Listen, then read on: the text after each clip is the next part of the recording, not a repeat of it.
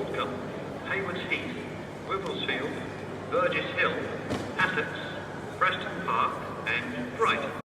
With the Sojourner Truth Museum and our venerable leader, Shona McDaniels, who is just an incredible force of nature as far as having impact in our communities and beyond, have been going on for a while.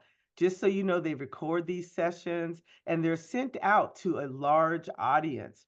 They were designed to sort of be an informal way for us to talk about significant issues and to highlight things that people are doing in their community so we could learn from each other and so that we could take that wisdom and be more effective in our work.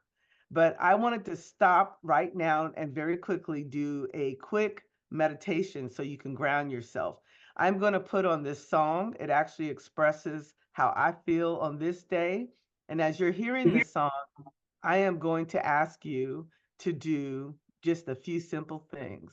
And that is to take some deep breaths, breathing in through your nose and out through your mouth throughout the song, to think about some things that you are thankful for as you listen to the song, and then also to take in the message of the song, because whatever you are going through or dealing with right now, it is a lovely day because we are all alive and in this space, regardless of what you are dealing with. And I am dealing with some stuff myself.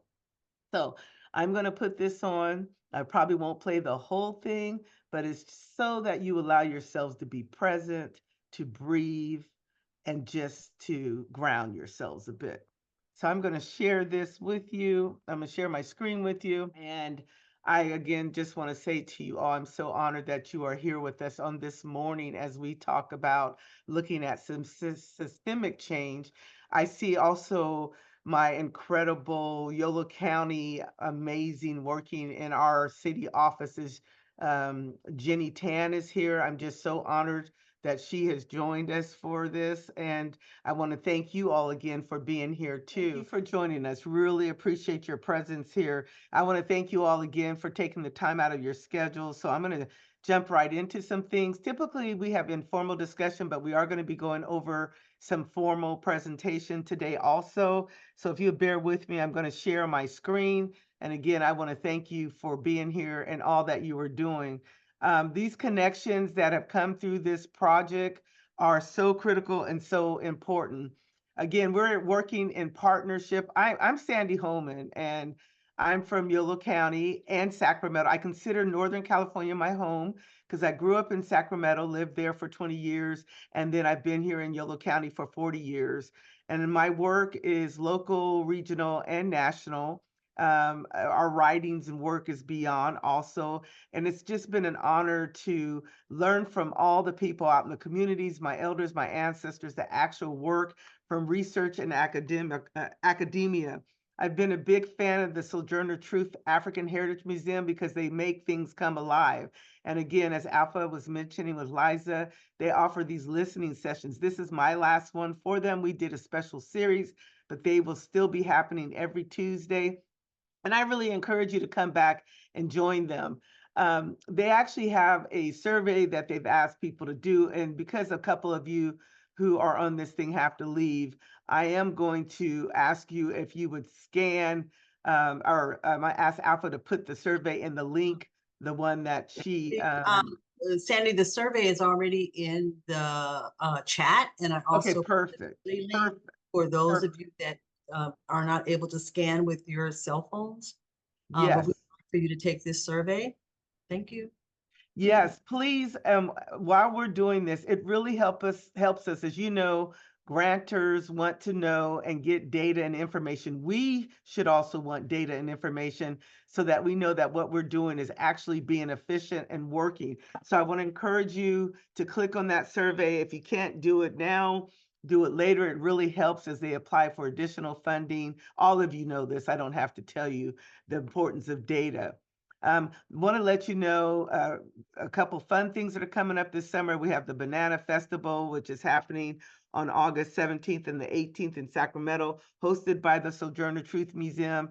It is, you talk about systemic change and community impact. There will be a lot of projects there around social justice that are highlighting what they've been doing in the area of equity, social justice, promoting parity, all those kinds of things. So I encourage you to come. And also on June the 8th, which is this Saturday, they're having a youth entrepreneur celebrations. The reason why I'm calling these things out, these are actual projects that are manifestations of thinking about systemic change. And these are a couple component parts of what systemic change can look like. So I wanted to call these out to you. Of course, if you haven't seen the Sojourner Truth Museum on 2251 Florin Road, I encourage you to go. My organization is the Culture Co-op and United in Unity, and we basically promote systemic change, inclusion, equity, diversity, literacy, and equality education for all. Our scope is broad, and I've had the privilege of learning from my elders, my ancestors, actually being on the front lines in the field, which I still do. Someone shared a rumor that I was retired. I am not retired. I am out there very much working. I have worked in Yolo County. I've worked in Sacramento, which are my two primary homes. But it's very critical to me at this time, as we look at what's going on in the community, that we galvanize ourselves. I'm going to save this video for later, just because I do want to cover a couple things. So I wanted to pose a question to you all, and we're going to be brief about this because of our time, but I want to pose the question. The first question I want to ask you, what is systemic change? What does systemic change mean to you? What does systemic change mean to you? Like, how would you define systemic change for yourself? If you could just think about that for a second. I'm going to come back. You can put in chat some of your responses, but if a couple of you would share, what is systemic change to you? What does it mean to you? How do you find systemic change? So again, you can put it in the chat, but I would love it if a couple people would be willing to share from their perspective briefly what systemic change is.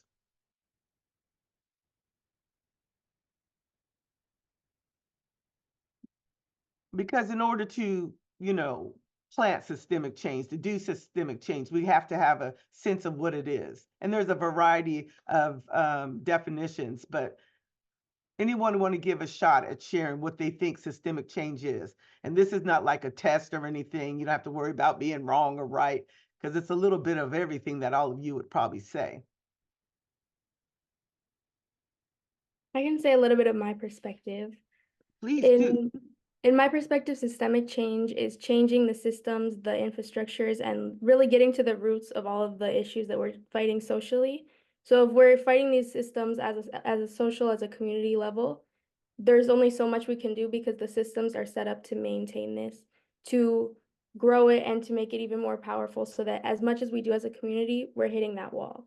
Yes, and those are called feedback loops. Just so you know, what she's talking about intuitively with her brilliant self are feedback loops. So understanding that you're up against these feedback loops that make it difficult, they are so entrenched. To change things is critical as you plan and execute your work and try to have impact. I cannot see chat really well. Alpha, would you be willing to read it? It looks like someone put a Sure, comment. I'll read it for you. Just a moment. I'm gonna to me, it's about the results. This is Jenny Tan, getting better, different results than what we've been getting. How we can get there can vary, but we need different results. Yes, yes, yes, yes. Jenny's right on point with that. Would anyone else like to share what they think it is? Again, there's no wrong or right answer. Yes, please, Ona.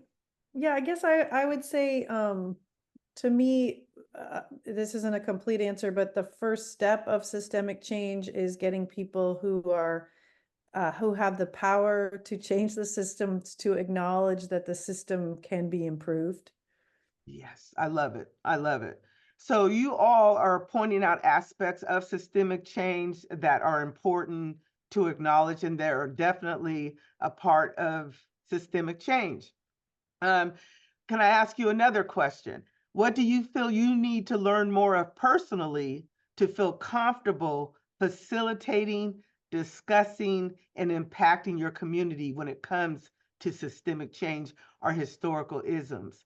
What do you feel you need more of personally in order to be effective at addressing or talking about or facilitating? And this ties into hate-free campaign, ties into the work that all the counties are doing throughout the state, throughout the country. What do you guys feel you need more of to be more comfortable and feel more competent at facilitating and directing some systemic change on issues that you're trying to face? I'm gonna stop share again.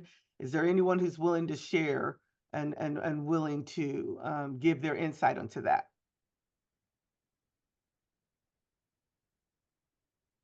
What do you think? As you think about yourself and the work that you're doing in the spaces that you are in, what do you feel you're lacking? I've been doing this work for 40 plus years, and there are some things I feel I'm lacking. So again, this is not a like, you know, you're bad because you don't know, because there are some things that are lacking. So I'd just like to know from anyone what they feel they need more of in order Here we have, it says, I'm young, so education and lived experience. I love it. I love it. And then I said knowledge of history, ideology, and current manifestations of systematic inequities and how they reinforce each other. Okay, and Alpha just mentioned one of the most important things, and Sochi is right. Education ties right with what Alpha just said. And so I want you to ask yourself that question personally, because in order for you to be effective at what you're doing, you need to know for yourself, what do I really know? What do I really understand when it comes to this? Am I just diving in and doing stuff? What am I actually understanding about how this stuff works? I'm going to go back. So here is a rather long definition, but it gets to the crux of it. I'm going to ask somebody to read this for me. Ona, would you be willing to read this for me? I know you can't see the whole screen here because of the boxes, but Sure, yeah. What is systemic change? Systemic change refers to the full overhaul of a system to create a lasting difference. While approaches may vary, this form of change typically involves modifying policies, processes, relationships, mindsets, and power structures within a system to understand and fix underlying issues. Another way of thinking about it is working to fix deeply ingrained issues by fixing the root causes of an issue rather than zeroing in on its symptoms.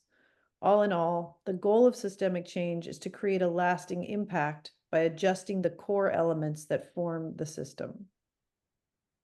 thank you so much. Sochi, I'm going to ask you to read the rest of that, if you're willing. Yes.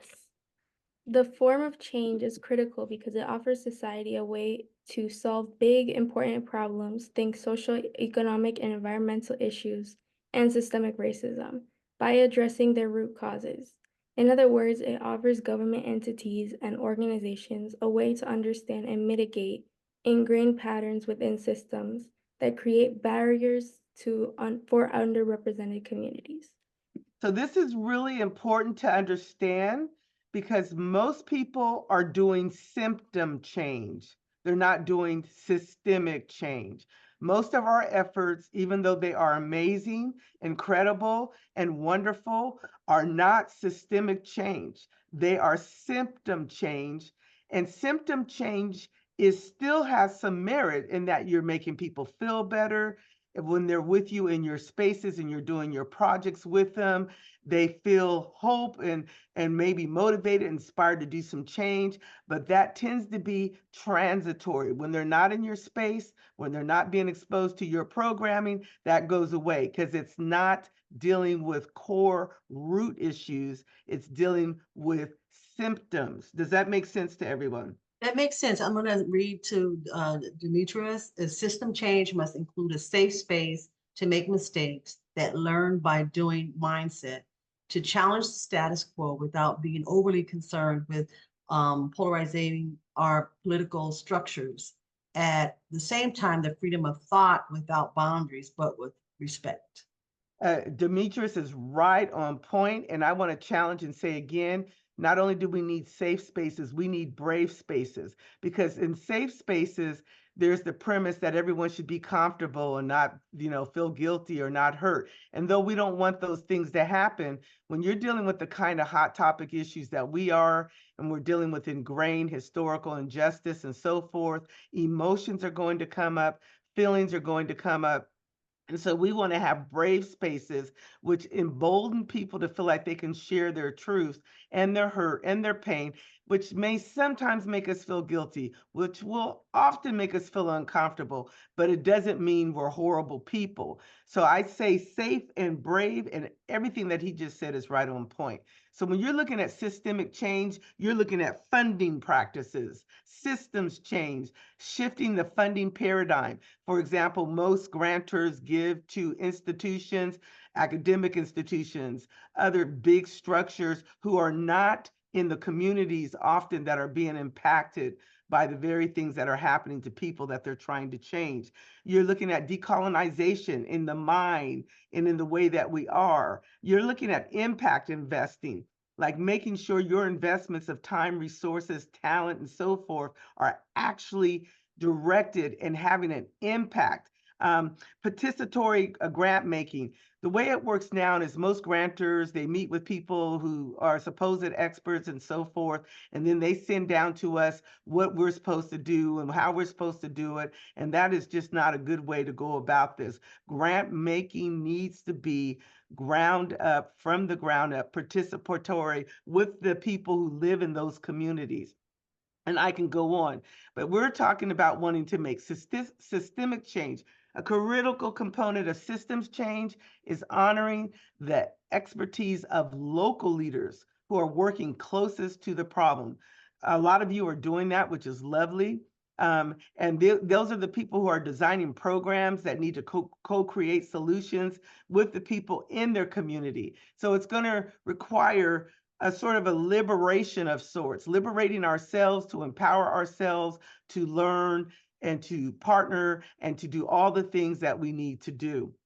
A liberation of our mind is critical because we have all been indoctrinated. I don't care who you are, how conscious you are, how forward you are. We have all been indoctrinated with a lot of dogma that helps us see through various lenses that can be hurtful to ourselves and other groups of people, and certainly to organizations and systems. A part of this, of course, is going to be overcoming fear, finding equity in reality. These are some of the acronyms I came up with. Freeing everyone after years of running. Finally expecting a new reality. Fully elevating into another realm. Facing evil and reeling it in. We have a lot of fear to overcome. And I like to challenge people, like the door of no return back in Africa. When people went through this door, they knew they were, well, they never returned to Africa. They were going to enslavement all over the parts of the world where wealth was built off their backs. You wouldn't know it in this day because of the state of their existence right now. We kind of need to go into a door of no return symbolically in another way, which is the door of not accepting and not continuing to practice things ourselves and within our organizations that really are actually hurting people, even if that's not our intention. So with beautiful news is we don't have to do everything, nor should we try to do everything by ourselves as we try to impact our communities, country, and the world. So I want to get into something that is core and systemic. This is something that's available that you can go and look up. It's based on some other things being done first, but I'm going to skip to this and I'll go over those other things because I want to lay the front. So when you are doing systemic change, and in this particular center, we have equity, liberation, justice, solidarity, and we could put many other things that are important to us, systemic change.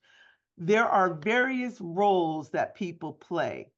And often as we're doing the work we're doing, we'll do 1, 2, 3, we'll do parts of it, but not this whole beautiful swirl of impact. And so there's these different roles, and these are not the only roles. I'm just using this for today, and it's in simplicity. but there's lots of roles that we play. And the more of these roles that you have fulfilled in your collaborative efforts as you do the work you do, the chances rise that your work will start to align with systemic approach. So we have guides who need to be a part of our team, what we call weavers, experimenters, frontline responders, visionaries, builders, caregivers, disruptors, healers. Again, there are more core roles, but I have a series that I do that happens over 5 months. And so I'm not going to be able to share all this in the nitty-gritty in our little short time together today, but I want you to visualize this as a start. Weavers connect disparate groups and individuals and foster collaborations. Basically, they're building relationships and trust. Experimenters, they're the ones who are going to help you develop new strategies and tools. They're doing that hard research that everyone wants to bypass so that they can learn and adapt and make sure their efforts are being fruitful. Frontline responders, woo, they have a really difficult job. Those are the people who are directly impacted by social injustices, and they work really hard to fight for their rights. They often lead grassroots movements because they have an urgency, a complete urgency to address things that are hurting them, subjugating them, and even killing them, if I am to be frank with you. Visionaries, these are your people who are going to coordinate everything in campaigns, like Alpha working with Shona, the kind of work that Jenny's trying to do and is doing, and all of you, some of you who are overseeing organizations, you all are also playing a visionary role. They help to mobilize individuals, build momentum, lead protests. They are the head of the effort. And often when that person is not a part of it, you'll see many projects, efforts die. So an example of that may be, you have this great thing going on, a key person who is the visionary and the drive behind it leaves, and that project collapses completely because they don't have other people, ready to step in for that role. Builders work with they work with, let me go back. They work with political and legal systems to create and change laws and policies. Remember, this is not just about doing feel-good stuff or just throwing money toward people and all of that. We have to attack all the parts of the system that are creating that whole system of oppression.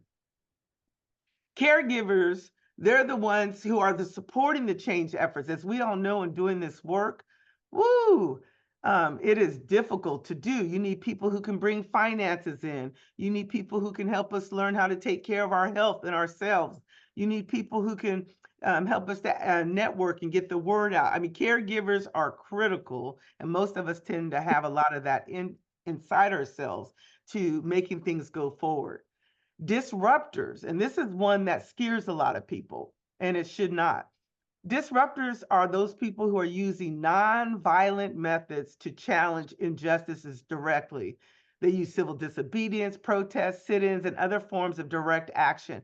And if you look at history, if you are thinking that you can do major changes in the areas of social justice and so forth without disruptors, then you're not being honest with yourself. It is the disruptors, for those who are afraid to take a stand and do anything, who have been at the forefront of making change happen because of the pressure that they've put on the powers that be. So disruptors are a very important part of this process.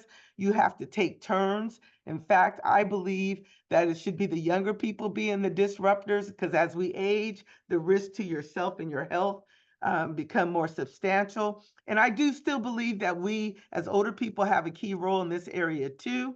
But in general, it is a younger person's stamina that has helped move a lot of these things in partnership with older people. Healers offer mental, emotional, and physical support. If you don't have that for your people as you're doing projects and so forth, including counseling. Oh gosh, Alpha, I'm losing my mind. Jenny, I can't stand this. All these microaggressions, all this whatever.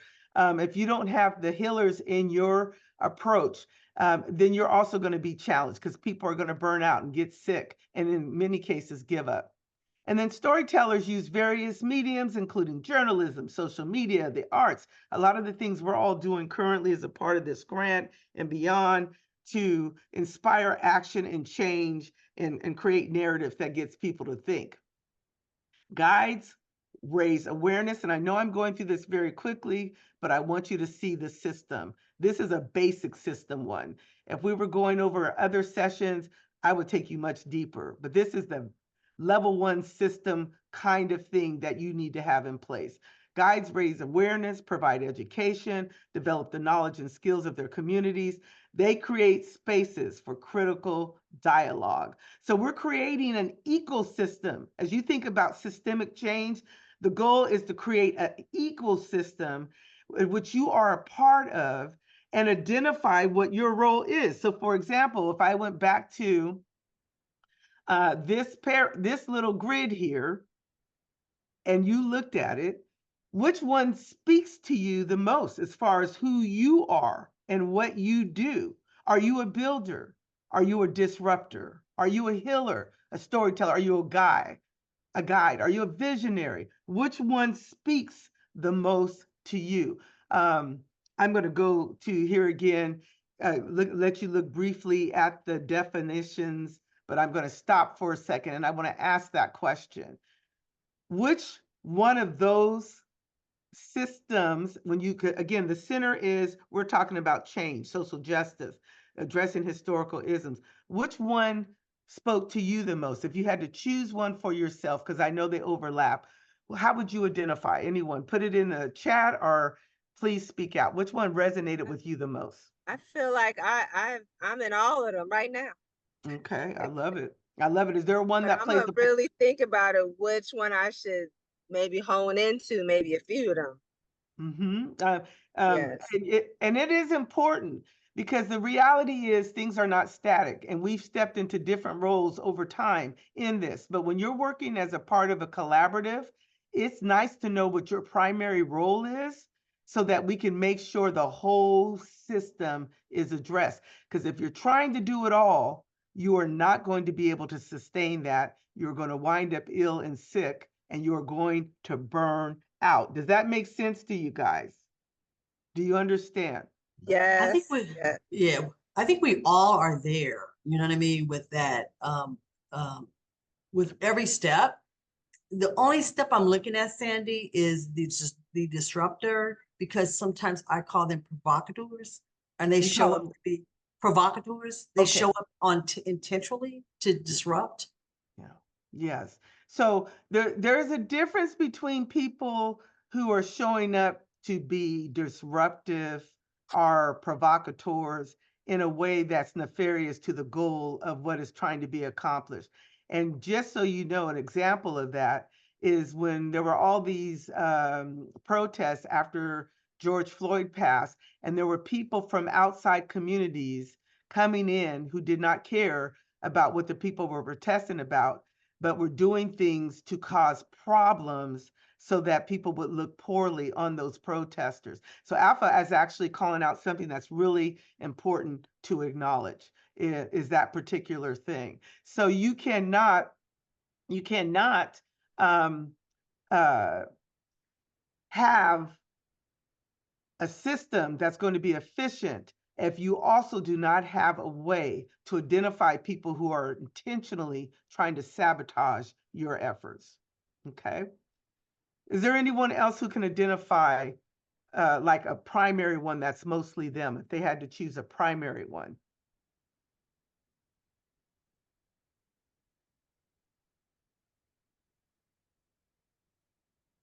Hi, Sandy. This is Janice. Yes. I'm conflicted amongst three of them, but clearly, the work that I do every day is that of a guide in terms of providing training opportunities to help get folks skilled in certain areas and bring about the awareness necessary. And then Weaver in terms of trying to connect different organizations that are out there but are not aware of what issues we're working on, or bringing individuals together that can begin to collaborate. I love it. I love it.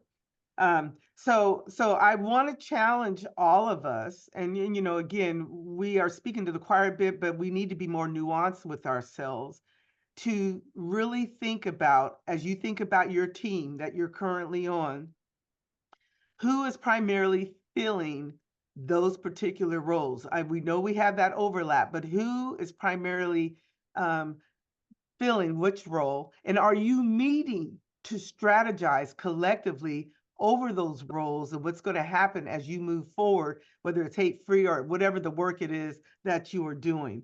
I'm going to go back to sharing really quickly.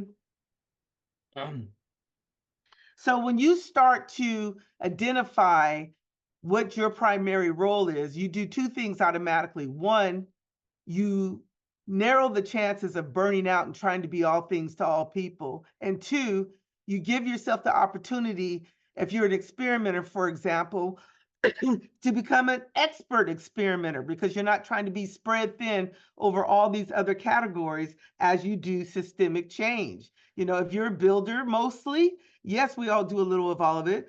You're going to be a builder mostly when you're working with other organizations on a project or a grant or something that you're doing. The other thing is, once you've kind of established who you are primarily, again, there's that overlap, then you can begin the process of real changes. So one that is mandatory is you have to try and understand how change happens. A lot of us want to change things, but we have no idea of how change actually happens, where people have been effective. Two, we all have to understand, and this comes with education, that every single one of us is complicit with what's happening in our communities and our world. It doesn't mean we're horrible people, but we're complicit because we've been indoctrinated in these feedback loops and these ways of being, and through all our institutions, as to what we're supposed to be, do, and say. But this also means we have power, the power to begin to address it and change it. Three, we have to learn enough to get involved, but not to get stuck. Sometimes we can be so overwhelmed with what we have to do, and we'll start going down these rabbit holes of knowledge. I know we're doing a little bit of that today, but we'll get so overwhelmed that we'll get stuck. You do need to learn some things. I do not really honestly want people to be doing a lot of things when they haven't spent a little investment in educating themselves, because you can actually do more damage to the people you're trying to help. But you don't want to go so far as to the point where you get stuck and you give up because it's just overwhelming. Fourth, again, as we think about systemic change, it's not a roadmap, it's the process, not steps. Please remember that. It's the process. So part of that process is imagining what you're trying to see with your particular project. What is it actually that you're trying to do? Like if I asked you to give me a one-sentence statement based on your current work that you're doing, what is it that you are actually trying to do? What are you imagining that you want to see happen in your community? Could you articulate that? Could you say that? And that's a question we all should ask ourselves. That elevator statement. You're on an elevator. Someone has a lot of money to give you. They want to do good. What are you actually trying to imagine and change and see and do in your community? Also, we want to learn to see the hidden messages and things you want to change. You don't want to let the size of the task burn you out. I'm going quickly through these now. You want to start by dismantling systemic issues within yourself, which goes back to two, because we're all complicit. So you can't really help other people dismantle systemic issues if you haven't really dismantled the systemic issues within yourself. That's our self-accountability. It gives you a personal understanding. And also you want to identify your role in the system so you can subvert it. By that, what nefarious roles are you inadvertently playing that are causing you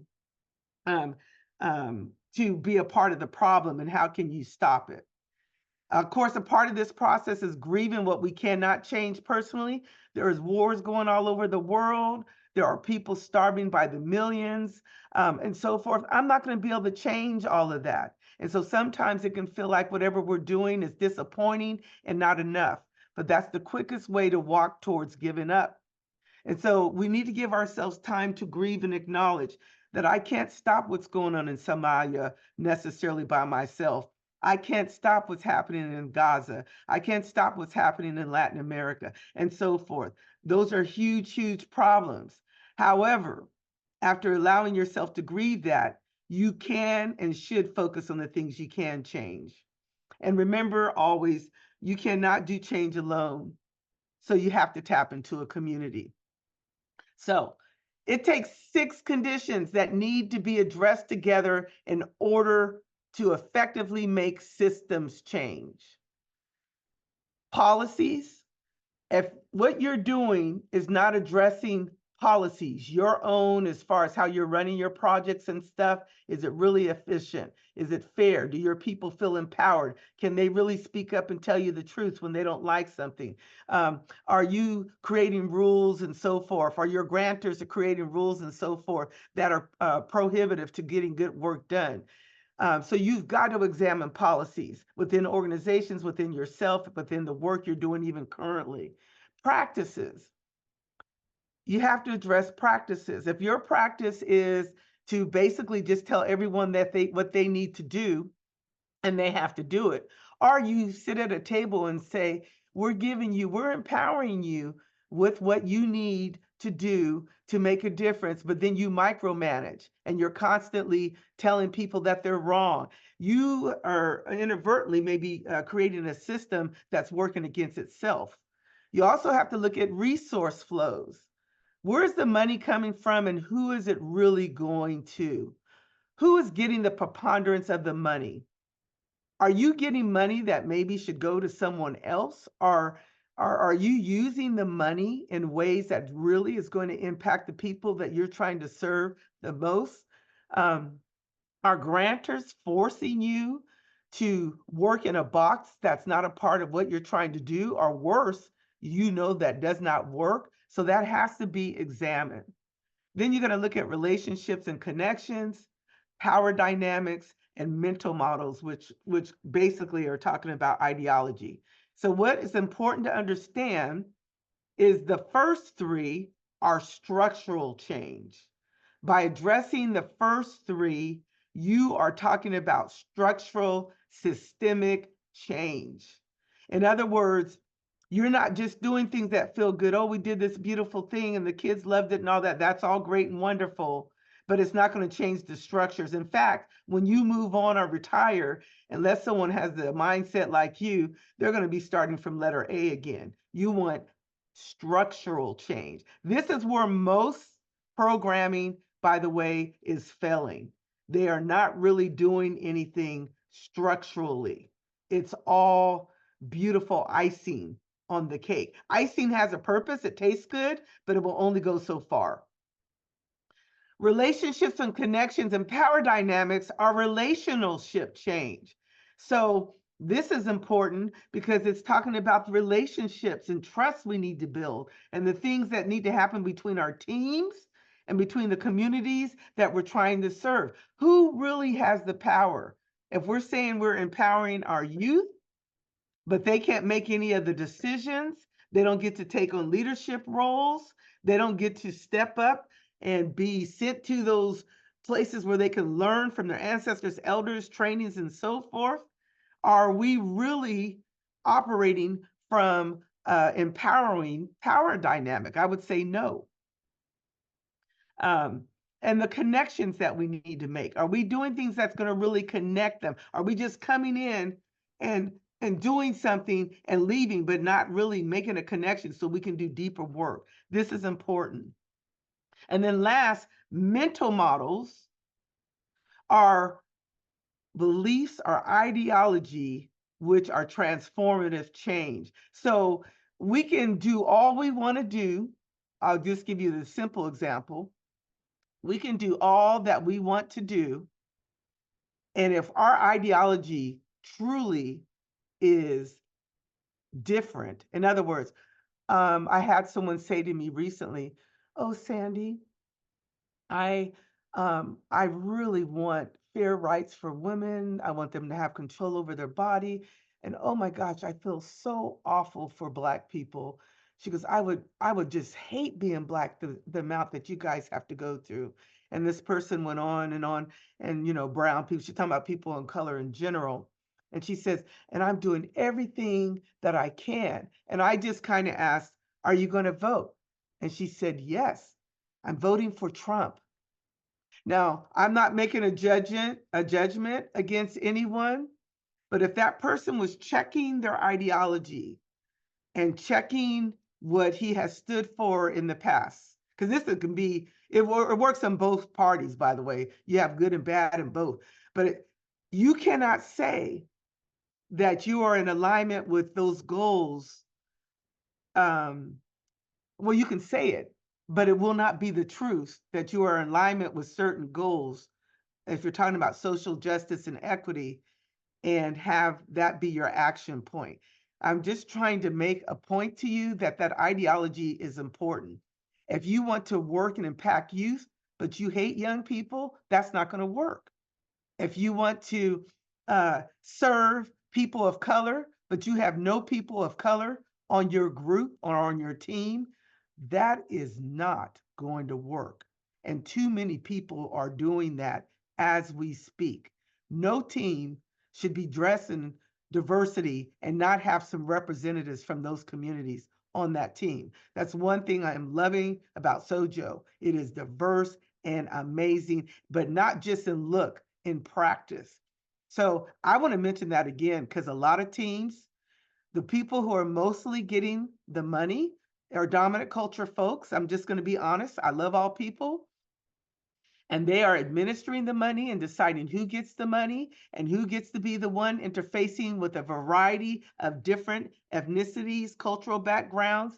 And lots of times, those people don't even look like them. Does that mean that you can't evoke change? No, it doesn't mean that. But it does mean that your change, your ability to model and practice what you're trying to convey to them is deficient. Does that make sense to you all? Has anyone ever had experience with that? Well, just because you said that, last week I had met an architect up in Madison, Wisconsin, when I was traveling over there for a gig, and then he gave me a card. And I know Sojo has proposed a big project with the Sacramento County Airport. We put our hat, our letter of intent to apply, waiting for the second stage, whatever. So he gave me his card and we were talking and whatever. So I came back, and last week on Pop-Up Research Station, Liza and I pulled up his website. The first thing I did was, because I looked at the diversity of the team and how many architects in the team of many, and who, if they had an ethnic or a minority or, African American person, because we do that, we look and see who's Black on the team, you know what I mean? He was the principal architect, that I was talking with. Ashley was the principal and has done huge projects across the United States. But again, I looked at the diversity of the team and the employability of having them come and lead that proposal in pair with the museum and Office of Preservation. I'm just going on a city level with that, but we have a tendency to do that. And in developing, and I'm glad you mentioned Sojo and the work that we're doing there, and really looking at being inclusive, and the inclusivity works both ways. Who do we have on our boards? Who do we have as our working artists that are on our teams? If we're talking about building an agile workforce, are we inclusive of the Native Americans on our team, the Latinx folks that are in our community of artists? Or, not only looking at the African American and the talent of African American artists and creatives, but are we opening up to the diaspora? Are we working across the table to show and stand by our equity and inclusion statement? And it works both ways across the board. So what what she's saying, and often what we're not doing, this is such a critical point as you talk about systemic change. So again, those first three that I was pointing out to you that lead to structural change in your policies. If your policies is the talk, but then when the money is melted out and when you are building your team, most of the people in the room look like you, even if it's because your community is, the demographics are mostly something, there is diversity. You can't tell me you can't find some people to represent and be a part of that process as they do their outreach. That is a deficit because you don't have anyone who is most likely a culturally aligned with the people you're trying to serve, which creates a disconnect. Systemically speaking, I'm just going to say this to you. Systemically speaking, you can never do real systemic change if everyone in your system, your cohort, looks just like you when you are when you're serving a populace that has, even if it's 1% of the population in your community that has diversity in it. And I want to say that because a lot of people are falling short of that. Again, you also cannot do systemic change without those first three things I talked to you about, with the policies and so forth. That structural change, you can actually measure yourself and say, am I doing these three things here on top of the things that Sandy's about to share right now? And again, a lot of this you already know, but I'm going to share it again anyways. And if you can't say yes to all of them, you are not doing systemic change. So you can know you are doing feel good, which does serve a purpose. I want my babies to feel good. Heck, that serves something. But you're mostly doing transitory, feel good, band-aid, diversity around the circle approaches. Does that make sense to you?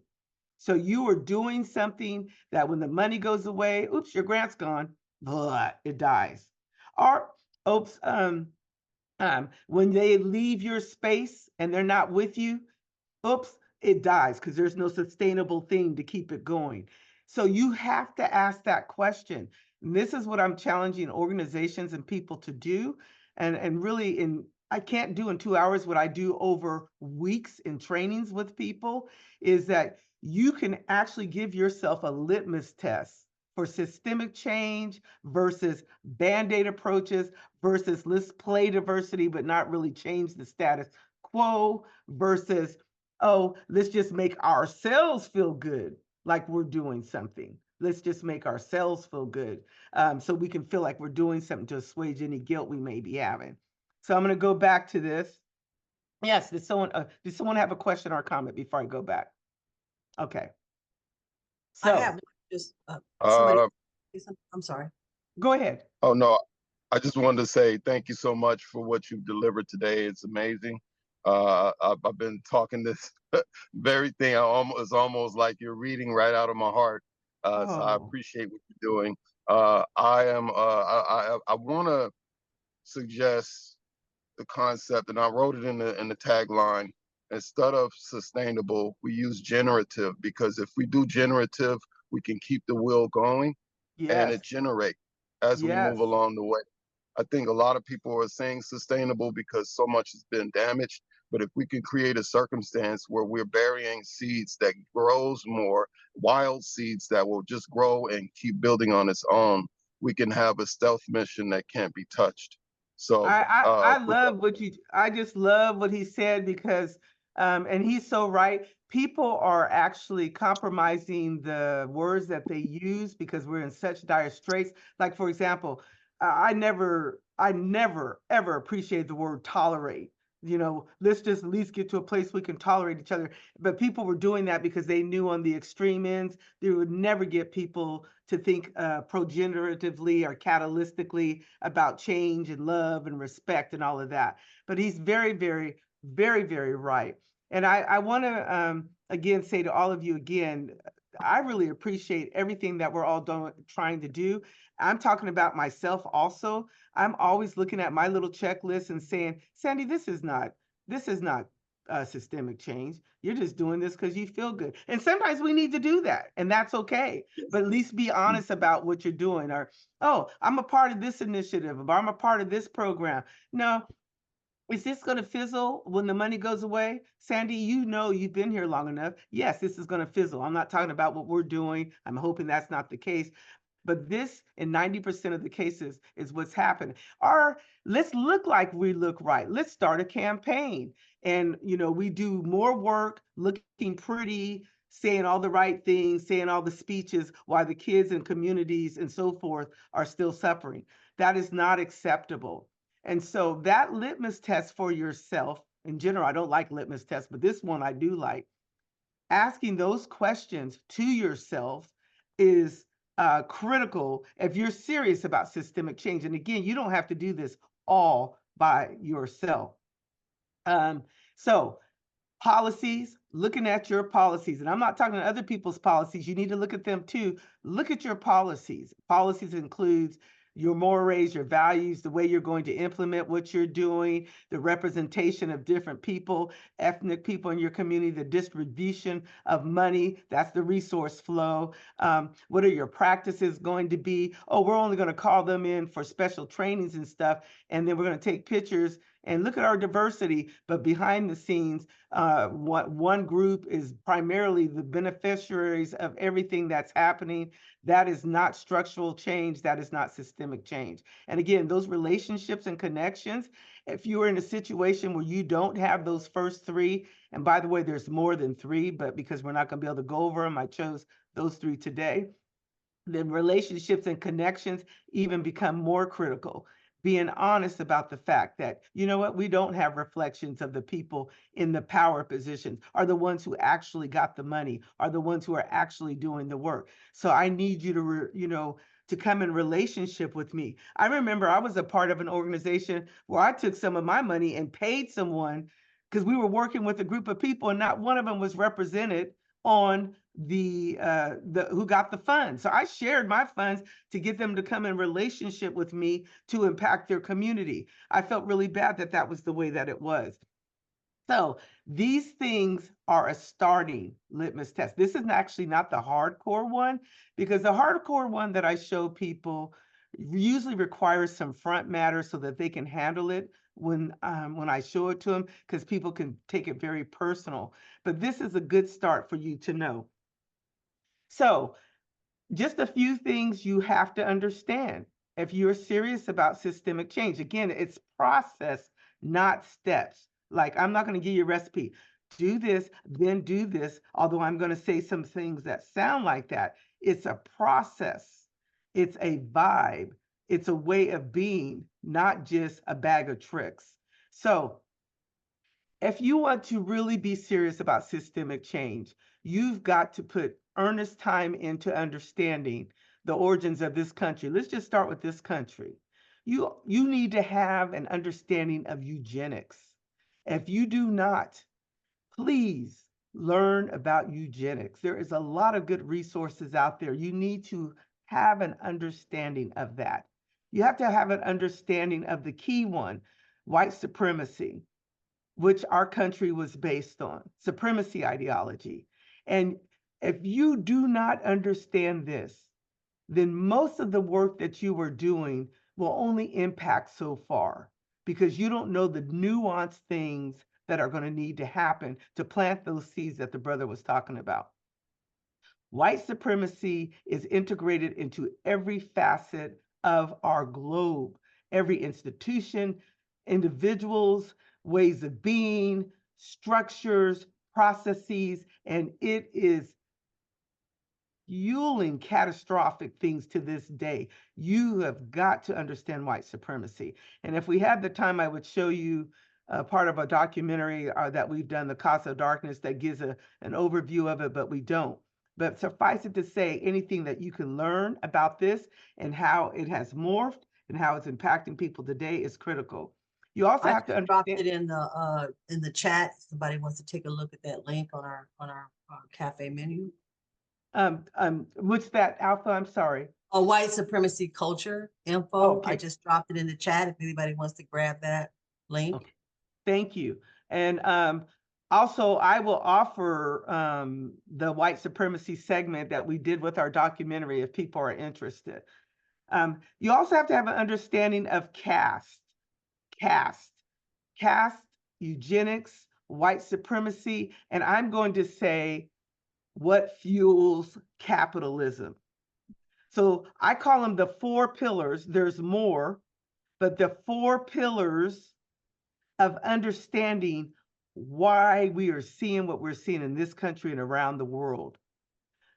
White supremacy being pivotal, combined with eugenics, caste system, and capitalism in its nefarious points. Okay, every financial system has pros and cons, but the nefarious parts of capitalism and what has driven these other things to morph together into a system of oppression are critical. This is the part people do not want to spend time on. I hear comments all the time. Can we just focus on the future? Can we just focus on the positive? Why do we have to go back to the past? Why do we have to Sankofa? Sankofa means going back to the past so you can create a better future and present and understand what you need to do. This is the part that people do not want to do. And I want to encourage you to not be one of those people, because the caliber of your work, the way you see your work, the way you design your work, the way you approach your work, the actual things you decide to do will go up exponentially in the positive. You will not waste time. You will not be doing diversity fluff, which again, I want to be careful on how I say it, but I get frustrated with it because people don't want to go deeper. They just want to do the festivals and the eating and singing and celebrating. Let's buy their arts. And all of that is important. But when it comes to really addressing core issues people are facing, it is diversity fluff as far as how people have crouched it. So white supremacy, caste, eugenics, and the nefarious aspects of capitalism and what's motivated them to create these systems that you are seeing that has created systemic oppression. I mentioned this before, because I know we have some new people. So what is it going to take? 4 parallel lines of work for systemic change. That individual work, systemically looking within yourself, and all of us have to do it. I'm still doing it at the age of 60. But you want to get to a threshold where you are not harming people because you have not done any individual systemic work within yourself. 2, you have to have a critical foundation and understanding of equity, systems, history, and understanding. The things I just said fall into this category. And into number 3, caste, white supremacy, eugenics, and financial systems. I'm going to say that. In this case, we're talking about capitalism and how it's played out in this country, but you could be under another system and dealing with the adversive aspects of how their stuff is playing out in their countries. So knowledge and overall specialized competency in your area and discipline is also key. So you do your individual work. You learn that foundational historical stuff. Instead of trying to put the cart before the horse, you go back. You learn about caste, white supremacy. You learn about eugenics. You learn about how these systems, financial systems, converge to create what we have today and create these feedback loops where no one, and I want you to hear this, no one will substantively change structural stuff. I'm not talking about not changing things. I'm talking about the structural stuff, which then means every new generation that's born starts from the letter A instead of the letter W, because they have to relearn this feedback loop of toxicity and how to dismantle it. 3, that knowledge and overall specialized competency in your area. So if you realize, going back to that systemic grid, that you're a visionary, learning as much as you can about what it takes to be a visionary. What do good visionaries do? What are their best practices? Becoming your own mini expert. And I don't really believe in an expert, but I do believe in a person accumulating vast amounts of knowledge where they are good at what they do. So if your thing is art, how do you do art? But In this case, how do you use art? What are the best practices for art and change and social justice and equity and all of that stuff? And then this is the one people often don't want to do too, especially in communities where there's a lot of homogeneity and their diversity is small percentage of their community, so they feel like they can almost dismiss those people. And that is, you have got to consistently engage with real people from different backgrounds, and especially from the background that you're going to be working with. You need to be engaging with them, and not just in a listening session, but in a real life. Again, I'm not picking on anyone here. I am just saying. Just saying. So, 4 keys in becoming culturally competent that we know is that knowledge I was talking about. Most of us do not have that structural knowledge. So we're just out there working ourselves like dogs, protesting, which is good, but because we don't have the knowledge, we don't know how to combine that protesting with other components after the candle visuals and so forth, to actually get to a point of a deeper awareness where it results in us being able to take substantive skills and abilities and put them into action that actually impacts even a little bit at the systemic level. Again, knowledge, awareness, skills, and action. I'm going to skip over this because of time. I'm going to go to this and say this. If you look at this thing, because we have a paradigm for transforming individuals, communities, systems, and beyond. Again, this is something that I do over months and weeks. So I'm not going to be able to do it all here today. But you want to get from caste, eugenics, oppression, white supremacy, and all of this stuff on the left-hand side, on my left-hand side, the original sins of chattel slavery and the genocide of indigenous people. Those are the other 2 legs, which all other movements in this country are based on. Everything, every cause, everything you're fighting, you need to understand very well what has happened in chattel enslavement and the genocide of indigenous people. They have taught us priceless lessons that no one wants to go back and learn because they only want to focus on the future. Many people don't want to go back and learn. So all this stuff on the left side, you've got to have that stuff before you can get to the systemic change and the institutionalized equity and transformational equality and social justice. You need to understand that oppressive systems build impenetrable feedback loops, and they use violence, fear, intimidation, and even murder to suppress, and they suppress cultures, and they control accumulation of wealth for various groups, which is why to this day people of color are not doing as well wealth-wise. And they suppress group identity. You need to understand that it's based on white supremacy, a suppression of history of oppressed groups, that they control the major institutions. Most of you who got your money, they came from a major institution. And most of that is controlled, in our case, by dominant culture, often who don't understand the impact of historical isms, inequity, and so forth, and what it's doing to people. Systems also keep groups segregated for the most part. We do that through redlining, gerrymandering, economic blocks. We are more segregated than ever in this country. More segregated, just as segregated as ever. You need to understand that. We teach white supremacy without even understanding that we're doing that from the time kids are in school until the time they graduate. Oppressive systems control how resources are allocated. We're going to give the college campuses the money because they're reliable and we can trust them. And we're going to tell them to go in a community that they never lived in, have no connection to, in fact, don't even know a Black, brown, whatever, indigenous person, anyone, and to make change and to show us their research. And they're going to go and do that. And they're going to go pay people basically a minimum wage to survey their community. And they're going to get their data, put it in a pretty book, and it's going to sit on the shelf until the next grant comes. I'm just being real.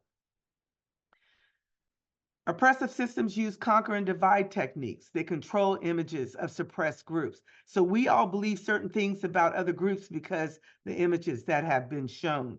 They wear people down, burn people out. They use distracting techniques and chaos. You have to understand. You have to understand these tenets.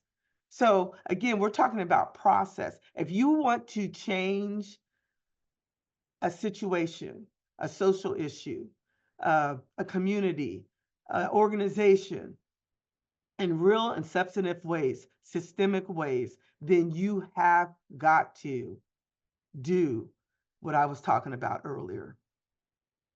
You've got to do your own litmus test. And so again, like I've been in situations just to tell them myself, Sandy, you ain't doing anything structural or systemic.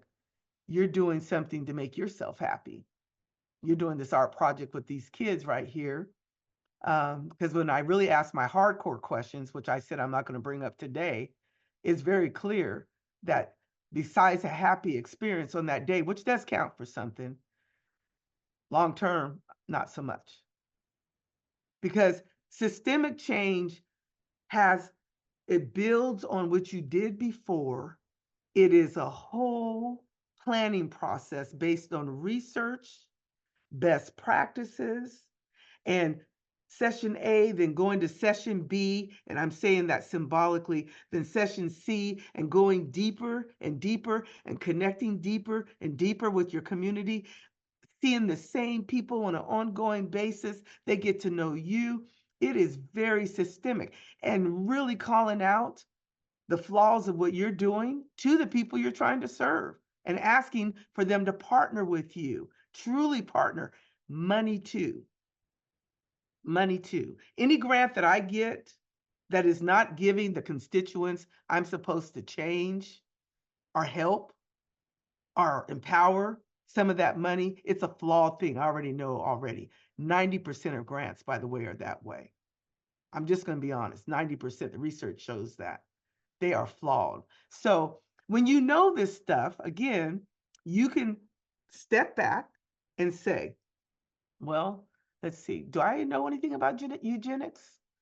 Do I really understand what white supremacy is? A lot of times I'll say supremacy ideology because people's feelings get hurt, but it doesn't mean that you're a horrible person. You can't grow up in our society and not have the disease of that impacting your life, either as the target or the perpetrator of it in some capacity. Do I really understand eugenics? Do I understand capitalism, the nefarious parts of it, and how they've converged together and created a compounded institutional impact? And is that why? Oh, that's why I'm seeing so many Black and brown people in prison. Oh, that's why I have the stereotype that Black and brown people are lazy and criminals and thugs. Oh, that's why they're not voting. Oh, because you've learned some things. Oh, that's why this technique I'm using ain't going no place. Oh my gosh, I'm doing a play. I had the honor of doing a play with Bike City Theater called Sankofa, dealing with anti-Blackness. You don't understand anti-Blackness, internalize anti-Blackness, until you understand the history of our country and how our institutions operate today. But if I'm going into groups of color and doing these plays that are mostly Eurocentric in nature, don't deal with really any real issues that are impacting oppressed or subjugated groups' lives, and I have no knowledge, then I'm not going to be able to do a play about anti-Blackness. That play was very powerful. Most of the people in Bike City Theater look like Marsh. I'm going to be real about that. That's right here. I and my interns were more diverse. That play was powerful. I still have people commenting on what we did, but it would not be done as well if I didn't have an understanding of some tenets, and if they didn't have an understanding of some tenets, and if we didn't fight on some things, because we were challenged. And some of those fights were based on, I'll be honest, them not having some of the past knowledge that I felt they needed to have. But they worked with me. They worked with me. And I worked with them. Me not understanding how plays work, I had no clue, right? I mean, I've been in plays and stuff like that. So you understand what I'm saying. You have to be real with ourselves, and we have to understand. And that's what I want to say to you. I'm going to go back really quickly and share a couple other things, and then I want to talk about it. So I cannot go into detail with this again, but key foundations for, and I use the word woke. I'm sorry. It is not in vogue right now, but we need to wake up. I'm still going to use it. I double down on it when they try to tell me I can't use it because they're trying to do anti-racist or racist kinds of acts and things like that. But to me, the personal zone, that's yourself. The historical zone, that's some of the stuff I've been alluding to, that this is the most important. To me, this is one of the most important because it's going to change how you see yourself in your world and other groups of people. It's going to change your knowledge area because you have all this historical knowledge in the area of social change and equity, oppression, all that stuff. So it's going to change your knowledge. And when you're a part of a group and they're planning to do presentations, you will be able to say, I can tell you that won't work because historically, just focusing on people getting people to vote without dealing with the fact that corporations are treated as a person, or that financial allocation for running for elections is horrible, or that gerrymandering is creating districts where certain people can't get elected, it's going to nullify those votes. So when you have this historical zone down to a reasonable degree, it's going to affect your planning, implementation, and evaluation. Everyone should swim in the historical zone if you are serious about systemic change, the very thing that most of us don't want to do. We don't want to go back. We want to just focus on what we can do now. Well, if you're real about that, if you want to focus on what you want to do now, systemically especially, then you've got to become best friends with the historical zone. So, personal zone, I'm not going to go over it. Historical zone. I really highly recommend our Cost of Darkness documentary. And going through that documentary, most people have just seen it, but they have not done it with facilitation. It's a totally different experience because you learn a lot of the stuff that we're talking about. I encourage you and your organizations to go through the full facilitation, not just watch the documentary, because without the facilitation, you're getting a tenth of what you need to know. Then you're going to be exploring, again, as you look at that historical stuff, at caste, white supremacy, eugenics, financial system, in this case, capitalism, the nefarious aspects of it, and the use of consistent violence and terror to control. You need to understand why certain groups view our police force, for example, differently than dominant culture often does. And then historically, that this stuff is woven in so intricately, like the finest thread in a fabricated quilt that's designed to keep you warm, or in this case, suffocate you in the mores of the status quo and the toxicity of oppression and hate and all the things and isms that we're trying to adjust. I'm not going to go over that again. When you add all and some of what I'm saying together, you will be on your journey to really start it, including evaluation, because you need to know what you're doing is working. And if most of us did that more, we'd realize we're doing stuff for ourselves and to make people momentarily happy. That does save something, by the way, making people happy. But we also want to make other generations happy, or longer term happiness, by really dealing with real stuff people are facing. Kwanzaa principles are another way to deal with domination strategies. And again, we don't have time today to go over that. But I want to just quickly say, this is Eldorado Bonilla Silva. These are some of my heroes, recent heroes. I have ancient ones, mid-level ones, current ones. These are people who have taught me tremendously. You have got to study the greats, the activists, the people who have worked in these areas their whole lives, or a big chunk of their lives. and learn from their lessons. That's part of going back to the past.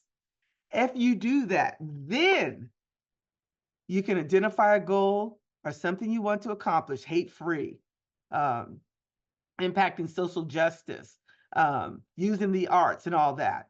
And you can create actions and plans that take in all the real things you know you need to do when it really comes to structural change or systemic change.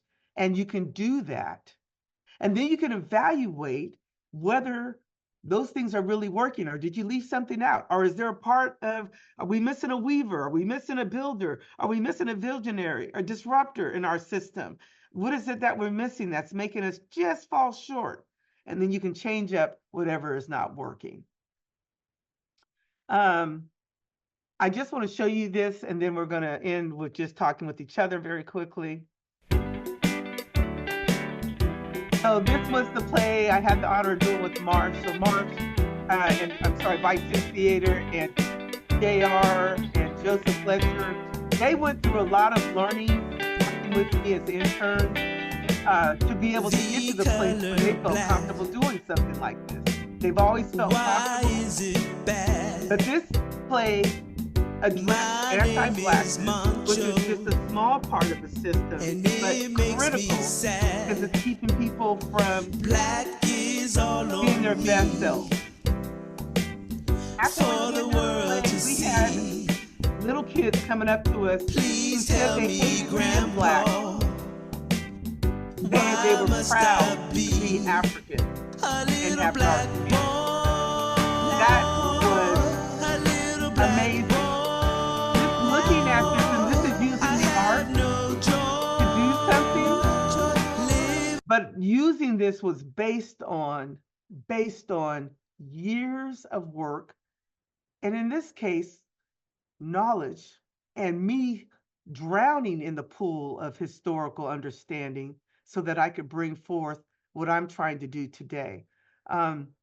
Again, I cannot do everything I need to do in the short time we have here today. I usually do sessions, and they get deeper and they get harder because people can handle so little when it comes to this.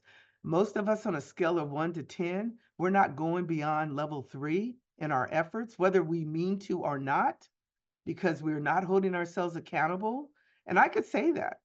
Most of what's happening in Yolo County and Sacramento and Salado County and California is level 1, 2, and on a lucky day, number 3 stuff, because we're not understanding and implementing these kinds of things. On a good note, you know how you can make a difference despite yourself because you just have so much love in your heart. Love accounts for a lot, and you're doing, hey, I'd rather you be doing something just sitting around complaining and talking about everyone else. And you can inadvertently impact people in a positive way, and you are, and you do, even without any of this. But if you're talking about going forward, planting those seeds that brother was talking about, or being a catalyst for changing lives on a more ongoing basis, then we have to be real with ourselves. So I want to give you a moment to ask me some questions, or just to have you share a thought. Again, I wish I could put weeks of sessions into 1 2-hour session, but if you don't remember anything else, remember this. You want structural change. You want structural change. And you want all those different team members that I showed you earlier as a part of your effort. If you don't have them, you get them. And then you want to coordinate them. You just don't want to have them all on your team, but they're not coordinating, and they don't have an ideal of the plan and what you're trying to do. You want to coordinate them together to work together.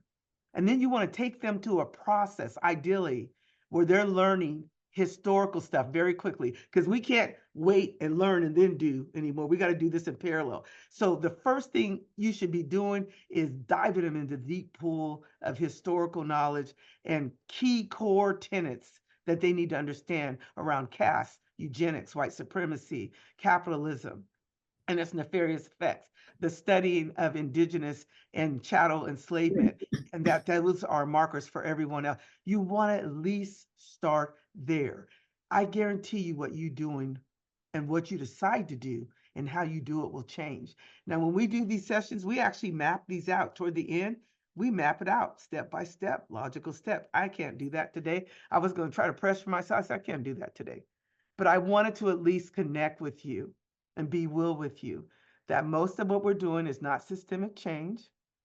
Even if we have the best of intention, most of us do not want to go back in the back, which is the foundation to your house for systemic change. We don't want to go back and study what we need to study.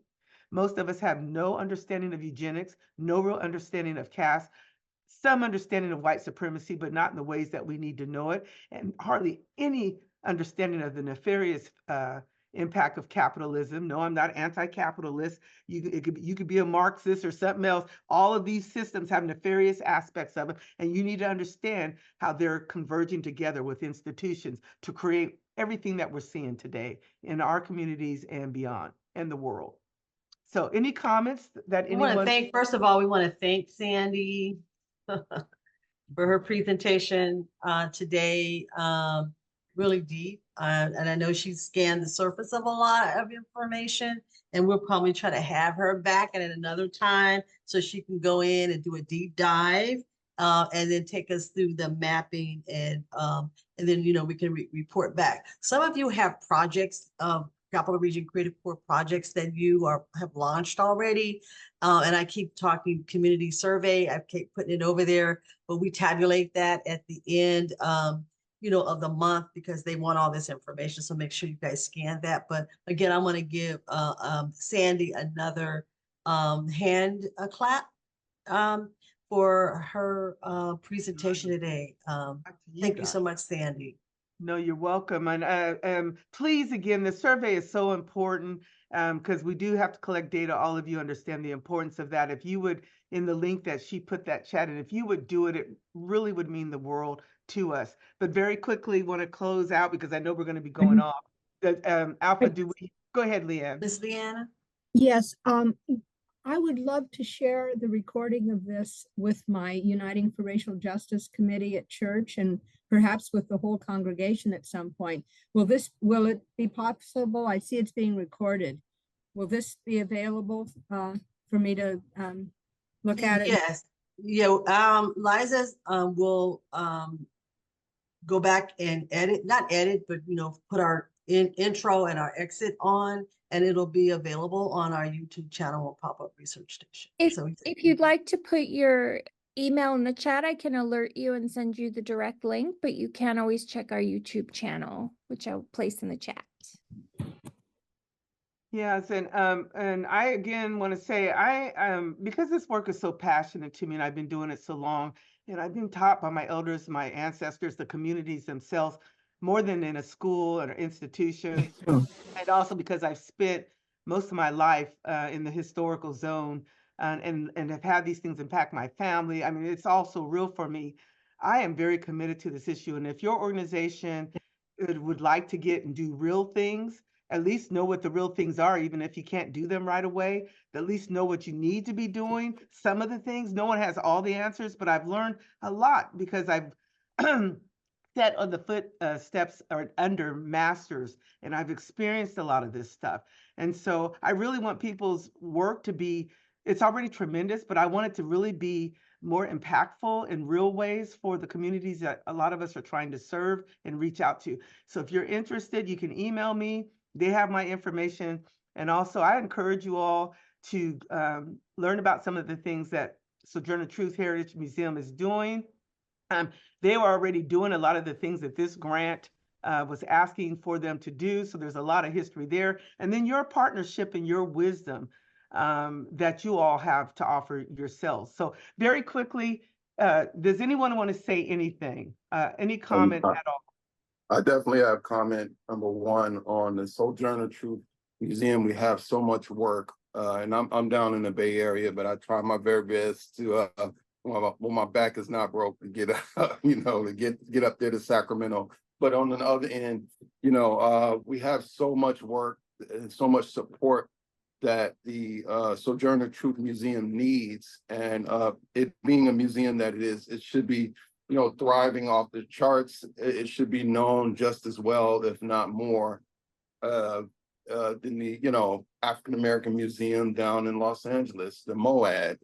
There needs to be the same level of understanding and respect given to the Sojourner Truth Museum. It's amazing how, I've heard everything said, and I wish that we could probably go out to lunch to finish this talk. But, the thing is that, the Sojourner, if you look and get a chance to go see the Sojourner Truth Museum, it's amazing that only a few hands pulled it off. Yep. Yep. And still have. to this day, there's still only a few hands pulling it off. And we're covering a whole, not just our community, but everybody else who's invited to be a part of it. And I'll just say this, that,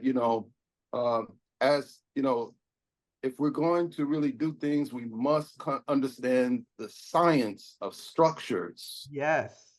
And the reason why it's difficult for many of us of African descent or Black people here in America is because often our structures have often been literally destroyed without our own hands. Yes. So we have an issue with facing structures because of that very sensitive topic when we talk about it from a trauma-informed lens. Yes. So when we come in, if any of you walk into an all-Black institution, please know that is the generative move, because the idea is that children have not been able to walk into an all-Black institution. Black children have not been able to do that.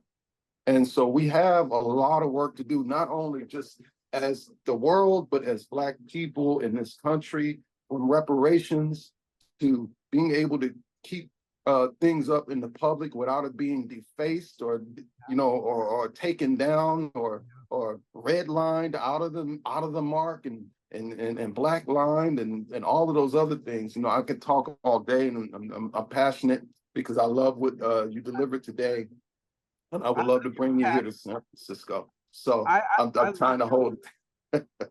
Listen. Yeah, Malik is one of our artists with our Creative Core.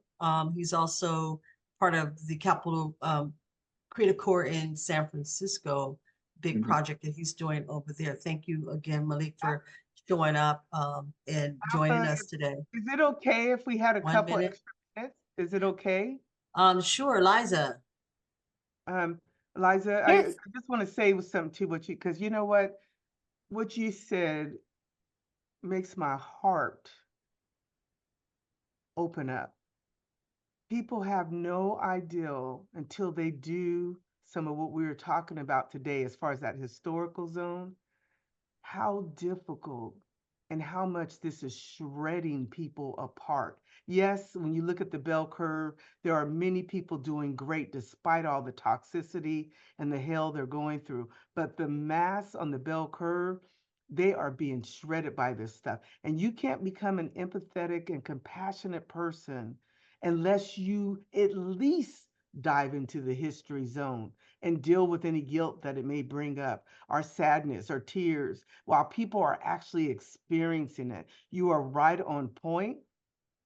And anti-Blackness or anti-darkness or anti-colorism or colorism, all those are real things. And then the internalized anti-Blackness, it makes those who are targets internalize that stuff themselves. It breaks my heart. But where I have hope, and you guys just coming today, I have hope in the fact that Alpha and Liza send this out across the country and beyond. I have hope that someone and a few others who didn't know are going to learn that there's places like Sojourner Truth, and that there's wisdom out there, and there's partners trying to share, and there's these teams trying to do this work, that they can network, because that's where some deep wisdom is at too. So I want to thank you for what you said. And yes, if you have not been to the Sojourner Truth Museum and you're not familiar with the story of how it came and how Shauna has moved and grew, and I'm going to call this out today, that museum is going to be like those other museums. You watch, or My Name Is Not Sandy. It is going to be just as. So I just wanted to say thank you all for your time and your love. And it's always a privilege and an honor. If you have any private questions, feel free to reach out to me. Thank you, Sandy, so much. You're welcome. Thank you. Thank you. You are so welcome. Thank you.